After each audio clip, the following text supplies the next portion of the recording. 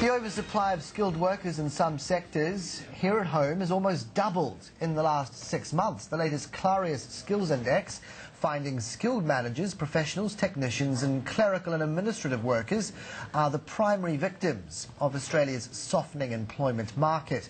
The undersupply, meanwhile, of chefs and engineers is getting extreme. Well, Sky News business reporter Susan Wilson, speaking with Clarius Group's Executive General Manager Paul Barbaro, started by asking just why the oversupply of workers has grown in some sectors. Well, really the increase was driven by three factors, two of which were well reported and one that was conveniently forgotten in the last quarter of the year. I mean, the European debt crisis, which is pretty widely publicised, was the paramount reason that spooked employer groups into reducing headcount and freezing labour hire. The second was the two-speed Australian economy, which continues to play havoc in the eastern seaboard. And the third, which is conveniently forgotten, is that the third quarter, or the final quarter of the calendar year, is often the time when most employer groups simply don't recruit because holiday season is upon us. So those three events, albeit isolated but interrelated, have had a substantial impact on the labour shortages and the oversupply as a result across the profession, the clerical and administration, and specifically in the management tier, where we've seen a substantial softening in economic activity across those three areas.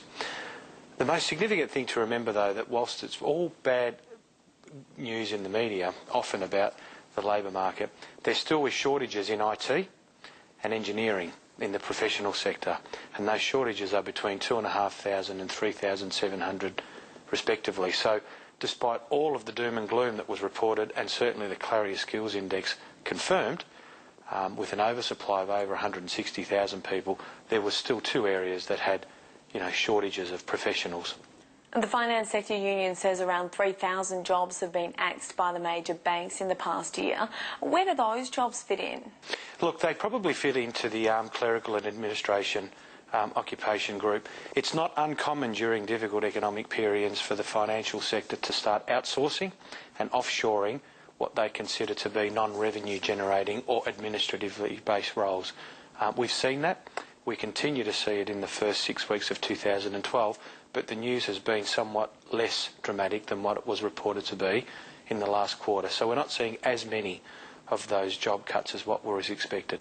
But the contract market is growing. Is that about employers wanting more flexibility in tough times? Absolutely, and we often see that during difficult economic periods, contracting employment and temporary workforces increase. So headcount freezes are prevalent, but we're seeing a lot of occupations and a lot of industries still saying that there is demand for their services and products, and whilst they're reluctant to go out and employ permanent people, they're very happy to increase their headcount by way of contracting and temporary. So our temporary market is very buoyant and still remains very strong, which is a very good indicator that the Australian economy continues to perform relatively well despite the softening demand in recent quarters. Is that the best strategy, do you think? Well, I think one of the very important strategies that employers need to undertake is to have a flexible infrastructure first and foremost. Whilst there's a slight at the moment, when the economy in Australia improves, what we're going to see is the skill shortage becoming increasingly prevalent again.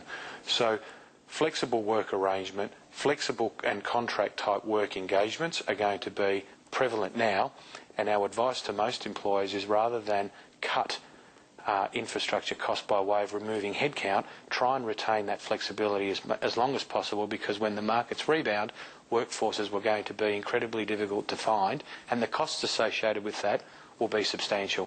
But then on the other hand, the index said there were extreme skilled labour shortages in other areas. Well, the extreme shortages exist in occupations such as chefs, which for the last 4 quarters have remained in the critical shortage. And despite the common romance around the profession itself, the truth is that the hours are long, the remuneration is often moderate, and the experience required is high. So, they have continued to be in the extreme shortage, and there's no softening in demand for chefs at the moment either, and there's not likely to be throughout 2012. That's one occupation that has consistently performed poorly in terms of the number of people available for the vacancies advertised. How much overlap is there between the sectors here? For example, could an employee with the skill set required for manufacturing at Toyota get a job in a different sector with a skilled labour shortage?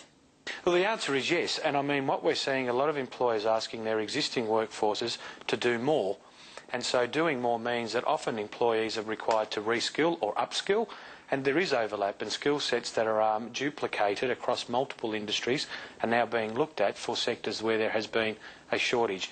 Notwithstanding that, there are professions that clearly have technical aptitude requirements that can't overlap, but soft skills such as management and skills such as interpersonal relationships with employees and management and sales skills do overlap across sectors, and employer groups are now beginning to tap into those skill sets to offset their own skill shortages.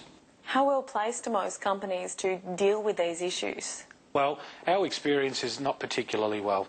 I mean, the GFC too in Australia really is going to be a time where a lot of organisations are going to have to take heed of cuts that they had made to their infrastructures over the past 2 years.